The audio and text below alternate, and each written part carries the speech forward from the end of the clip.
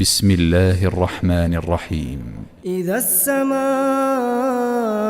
انشقت وأذنت لربها وحقت وإذا الأرض مدت وألقت ما فيها وتخلت وأذنت لربها وحقت يا أيها الإنسان إنك كادح إلى ربك كدحا فملاقيه فأما من أوتي كتابه بيمينه فسوف يحاسب حسابا يسيرا وينقلب إلى أهله مسرورا وأما من أوتي كتابه وراء ظهره فسوف يدعو ثبورا ويصلى سعيرا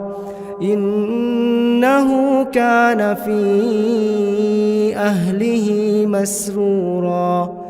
إنه ظن أن لن يحور بلى إن ربه كان به بصيرا فلا أقسم بالشفق والليل وما وسق والقمر إذا اتسق لتركبن طبقا عن طبق فما لهم لا يؤمنون وإذا قرئ عليهم القرآن لا يسجدون